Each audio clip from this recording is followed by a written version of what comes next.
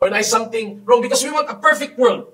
You know, mo ni picture na to. Sa atong kinabuhi, we've been there. Part sa atong kinabuhi, we rebel. Kaya nangita ta, natagipangita kanunay sa kinabuhi.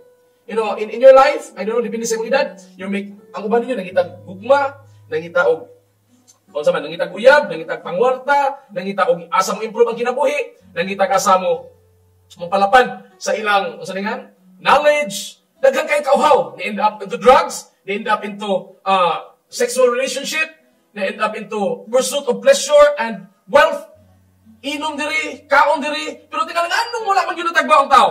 Because ang kipangita nimo is spiritual. Ang kauhaw nimo spiritual. Gihimo ka gikan sa imay sa Dios ug nanginanglan ka nga ang Dios.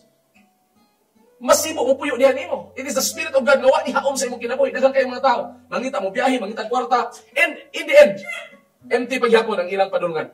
It is because wrong pursuit. And this is the story of the prodigal son. The story of the prodigal son starts with the son. Nga nakunaw na siya, nga maayo kay siya.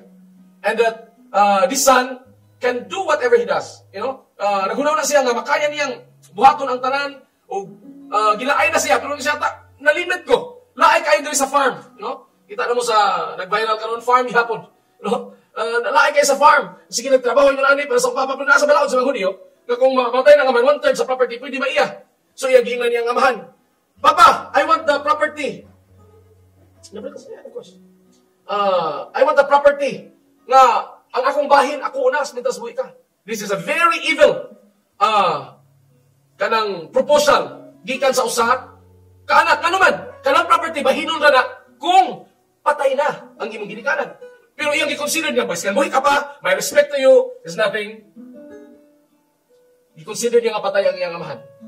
Wala niya ihulat, ang iyang aman nga mamatay, ay pamagbahin sila sa igsoon, iyan ang ikuha yung person. And so, nag-adto siya sa dako kay nga adventure siya kinabuhi. With loads of the money, iyang gibaligya ang property, iadto siya dito sa syudad, pag-adto din sa syudad, iyang giwaldas tanan niyang mga, usaningan, kwarta, na si uyab, na droga, na inom, hotel, tanan, tingnan pinakanindot nga kabayo or auto ang iyang gisakyan, naan niya tanan. You know? When yung anak pa na atong kinabuhi, we think that we are invincible kung naala itong tanan. Pero nakalimot ka, usa kabutangan, hitabo siya kinabuhi, nalayo siya sa iyang amahan.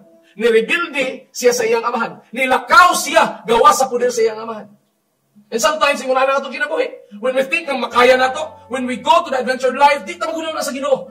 We think that we can do it. We think that we have a plan. We think that we have to enjoy life. But of course, when you enjoy life without God, maabot yun ang panahon nga magbayad yun ka. Magbayad yun ka kung sa imong mga desisyon nga imong himuon. And this is what happened to the prodigal son. Wala madugay, dili madugay, niabot ang recession, niabot ang famine, niabot ang COVID sa ilang panahon. And wala na, ang iyang kwarta nagkaut-ut na. Ang iyang pong magkauban, tanangani, iyahay po og nakatabang og didap or gasto atong amount. And then, ang nahitabo is, naglisod na siya. Wala na po yung mutabang niya. Sila po nagkalisod po din kasi din sa famine. And this is what happened. Nato sa atong mga kinabuhi. You know?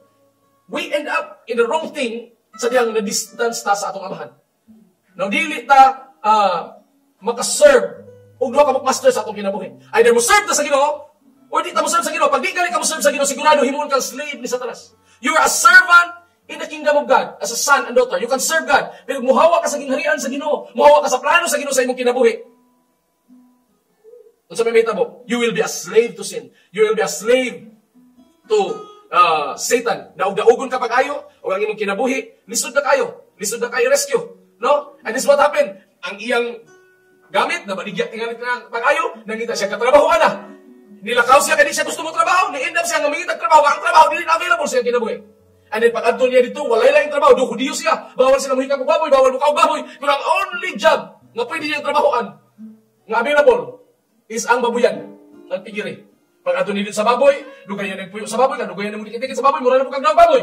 Hantun ka ganahan na siya mukhaon sa pagkaon sa baboy. This is ngit-ngit na reality sa atong kinabuhi. Kung mawala ka sa plano sa Ginoo, papariha ta sa atong environment. Instead, kung mahimot ang kahayag, dili nakakahayag. Instead, mahimot ang kasin, dili nakasin. Yung sa mukhaon ko sa pagkaon sa baboy.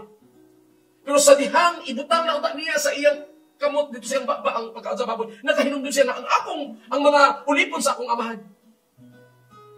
Maayong pagkaon. Ang mga ulipon sa akong amahan. Ako anak ko sa akong amahan, pero mga ulipon, mubalik ko nakamata siya. Gisi-gisi kasi nila, baho na kayo ang iyang ilok. Nakamata siya ng adto ko sa akong amahan. Kaya basi maluoy siya, iya kong himuong trabahante. Iya kong himuong ulipon. Ni adto siya dito, kultura sa mga Hudiyo. No? Nga, kung magrebelde ka sa imong amahan, batuon ka, kung magpakaulaw ka sa imong amahan.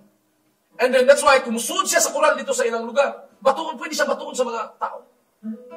Kunya ang amahan, nagtanaw-tanaw dito, magkano na yung magbutang kanila, magabi, kanos ang makabalik ang iyong pinalangang anak. Sa kadaw niya, nakita niya, aninag niya, na murag nilaktan siya ang anak. Murag purma siya ang anak. The more na nagtanaw siya, ang iyang kasi kumot, pag ayaw mo, naman yun niya akong ipakita.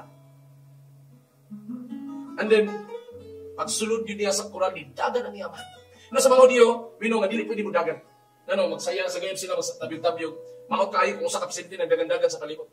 And it is an honorable man na pwisto kayo kasi niya, yung dagan-dagan na kaniya. Buhat na sa mga bata. Pero gipakaulawan niya ang kaugaling ni dagan siya. Ganito siyang anak na nibalik. Nung anak, ka-valuable kita rin sa mata sa Ginoo. We just have to repent. Kinangan makasabot sa tinuod na itong sitwasyon na nalayo na ito tinuod sa Ginoo. Nga atong gipakita, dili na siya. Mo nang ni resulta ang atong kinabuhi sa enslavement dito ni Satanas.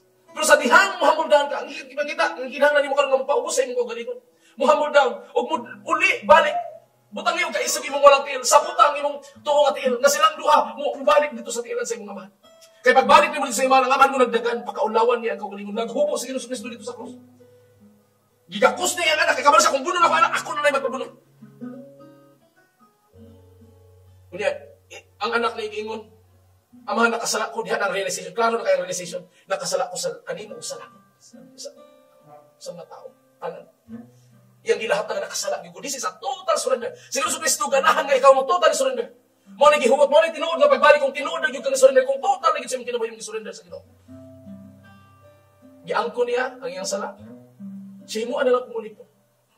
Wala na siya gipanganti ang iyang kaugalingon. Kabalo siya sa degree sa iyang sala. Kung niingon, ang iyang amahan niya. Instead yung una-una, nga tingani himon sa bulipon, pero ang ibuhat siyang amahan, ipatawag yung mga assistant, mga ulipon, ingon, dad-a ang pinakanindot na kupo. Ang baylo sa imong sala, pinakanindot na kupo. Hatagan ka, ibalik ang dignidad. Ibalik sa Ginoo ang imong dignidad nga nangawala sa diyang napalayo ka sa Ginoo.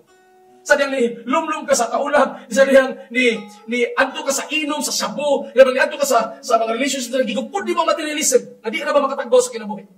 Hatagan ka niya, mauna sa Ginoo Kristo na makahatag ni mong sinina. Ang imo lang ito nga ba, makahatag ni mong dignity balik.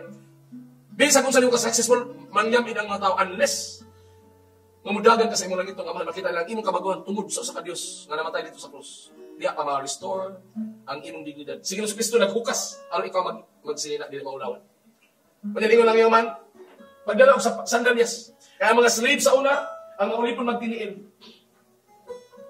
Ang mga kasagaran nila, pero yata kasi sapatos nga naman, muna ilan ang nasdik siya, gawas mo na.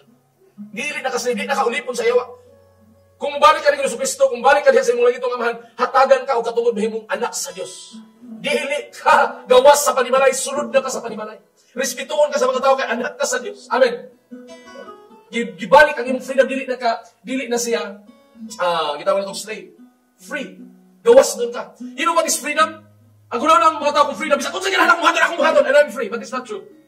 It will, kung imo lang muhaton, you will end up na walay limits ang imong kinabuhi o mahimo kang biktima sa iyawa. Because freedom, it's not just doing what you're supposed to do, but doing what God intended you to do. That is true freedom. True freedom. Kung unsa gid ang plano sa Ginoo sa imong kinabuhi, mugawas ka na sakit na. Tingali maayo gamay pero suot ka sa dili sa sala. Kapaitan ang hantungan. Magkasamad-samad ka.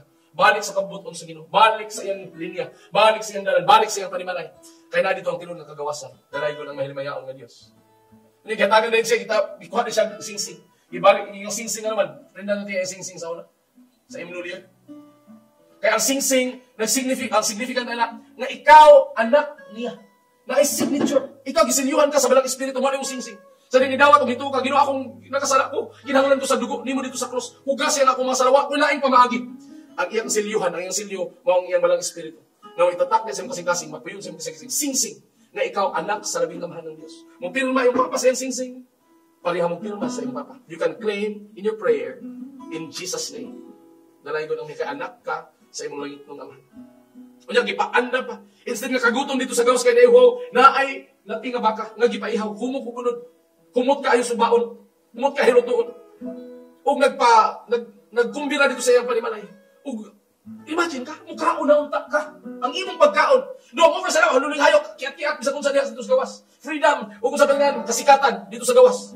Pero ang ibaylo nimo kaon ka sa pagkaon sa baboy, hubuan ka. Pero sa balay sa imong amahan, dalay ko ng may mayon na Dios. Na dito at tinuod na pista. Nuwa kay bayro nun, kay imong papa ang tagiya. Mukaon ka dito, musmile ang mga katabang nimo dito, mangumusta ka, doon na ulaw ka, pero mapasalamaton ka, nakasinina ka, nakasingsing ka, nakasapatos ka.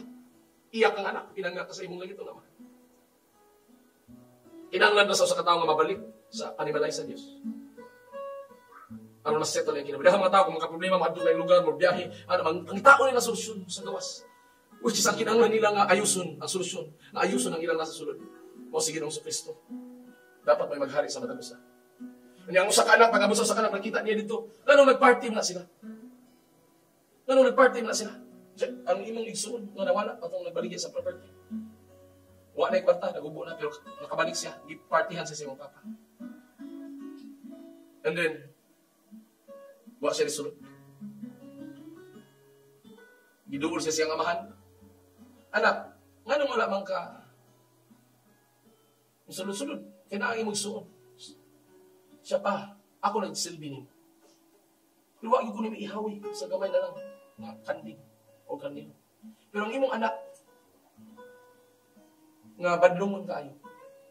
Nga usikan, imo nung gi kumbirahan. Ang iyang ama ningon niya. Anak tika. Kung nakasakpin mo, kung gusto ko mag-ihaw ka. Pero ang imong isuon na wala na patay na. Consider na itong patay. Wala na kabro sa ito. Wala ni telegrama, wala ni text. Pero nakabalik siya. Kung maliit pa ito pag-ayo. Doon ka butang, pwede ka, nagkristohanan, pero di mo enjoy ang ginabuhin kristohanan. Kung dili ka mapasalamaton, kung sa ka. Tingali gusto pa kang musulay sa prodigal son. Dili sa iyo na nga dalan. Liguli ni mo, masamdan ka. Usay po di ka kaulit. Kung naka ka dapat mangunipayon ka, kung naka sa panimalay sa Diyos. Dapat enjoy ni mo, mangayoon ni mo, sa imong pangayoon, kay anak man kaniya. Ipasabot sa amahan, ngayon ani, importante ang nawala ng anak. Kung nang malipayon, kapag ayo, ikaw ako kang anak.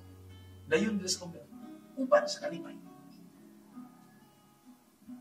Nasa imong kinabuhi karon, natin kalagay plano sa imong kinabuhi. If you are lost, tanaw ni mo, sa Kristohanon ta, pero nangita ta, mo level up atong kinabuhi, tinuod. Mo, ngita ka og gugma, dili ka hauman ang mga butanga. Kaya ang tinuod nga kagutom sa sunod, dili na. Ang tinuod nga kagutom, ang espiritu sa Ginoo nga maoy mo gahom nimo. Kaya kung masibo, no? Kung makalingkod lang yun, komportable ang malang espiritu nga naglingkod nimo, mabati nimo ang tinuod nga kagawasan, mabati nimo ang tinuod nga katagbawan. Pero tingali wala ka nag-enjoy sa imong pag-Kristohanon nga kinabuhi, kung Kristohanon ka. Kinanglan mapasalamaton lang ka. Kinanglan lang ka mangayo, muhangyo, mubuhat, mo enjoy sa kabuton. Sulod sa poder sa imong amahan. Naatanan nimo. Ayaw kagawas, ayaw pangluod sa imong pagtangalagan. Nalaygon ang mahimayaan ng Diyos. This time, let's bow our head. Let's seek our heart. Imong tanaw, Ginoo, nakaila ko nimo, pero wala yun ko fully nakahinulsog. Nagbukod paghapon ko sa mga butang, ang mga material ng mga butang. Prodigal hapon ko in a certain level sa akong kinabuhi. Ang akong pursuit, ang akong karakter, uhaw paghapon kaayo sa gugma. Ang kalibutan. Wala yun nahilula ang akong kasingkas. Karon gikapoy ko, na-end up na samdan ko. Nahugawan ko. I surrender before you, Lord. Na walay mahimo ang akong kaugalingon nga effort. Mubalik ko sa imong grasya. Mubalik ko sa imong gibuhat dito sa cross. Hinluoy ko. Hugasi ko. Hinusulan ako akong mga sala. Huwag musulod ko kanino. Hariya akong kasing-kasing. Dili sa sulod kayo, lipaya ko sa imong mga saad, sa imong pulo. Ito ko nga ikaw namatay dito sa cross. Sa ikatulong kaadlaw na badhaw. Imong gihatag imong balang espiritu, ako, masilihan, isip imong anak. Giandam nimo ang langit, alang ka na ko, adunay na akong kumbir, nagkatangka na ko dito. Nagapaabot ako maulit. Sa akong langit doon, nga puloy-anan. Di lang binom, mapagkaon, abundansya sa imong gingharian. Nabanhaw ka o tinuod ang imong gugma ka nako, imo kong harian. Ikaw rin tagiya sa akong kinabuhi. Wala na ko nawala, nakaplaga na ko. Wala na ko nilayas, nakaulit na. Balik ko sa imong gingharian. Akong gilabay, ang akong yutanon nga desire sa gugma, kaulag, pagkutom sa mga bisyo, kalipay sa barkada, pagpangita og kwarta nga walay undang, kasikatan, kadato, garbo sa kinabuhi. Ako na nang gisunog tanan. Kung nibalik ko sa imong tilan, sa imong purpose. Ikaw mong panalangin ako. Ang akong panalangin nasa imong panimalay. Ang akong kayuhan nasa imong panimalay. Ang akong kadaugan nasa imong panimalay. Ug ang akong kalipay nasa imong panimalay. Dalay ko Diyos sa walay katapusan. Kini akong giampo kita salamatan. Sa ngalan ni Jesus. Amen. Kung mao na imong pagampo ko panalangin kanimo karong gabi na. Dalay ko Diyos panalangin kini nga mga katawhan na Dios nga niya karon namati. Ikaw Ginoo maghikap kanila. Magpuno kanila sa gugma. Mubuhi sila sa imong anointing. Panan-awon Ginoo. Kung una process pa sila sa pag-uli. Dan agi ilang dalan. Pakita sila nga nagdagan ka. Abre ang imong mga bukton. Mugakos nila. Adik ko nga madaog nila kung sa mga struggle, challenges, ang kinahanglan i-give up. Aron maseto lang ilang kasing-kasing diya kanina. Mga garbo, mga plano sa kinabuhi, mga distraction. I declare goodness and favor, Lord. Shining light. Give them godly connection. Give them godly guidance from your word. Lead them to the path of righteousness. Dili ikaw nag-andam o bangkiti, Ginoo, alang sa imong mga anak. Lord, bless them, their family, ang ilang mga undertaking sa kinabuhi challenges. Kumali sila, I declare healing right now in the name and by the blood of Jesus from the 39 lashes. I bind every spirit of illness. Right now, I declare you are healed in Jesus' name and by the blood of Jesus. We thank you, Jesus, for what you have done. We declare victory. We redeem each and every person in this room watching the video right now. Padala sa imong gingharian. Kinakagyan ko kita salamatan sa ngalan ni Jesus. Amen. Amen. Dalay ko ng Ginoo.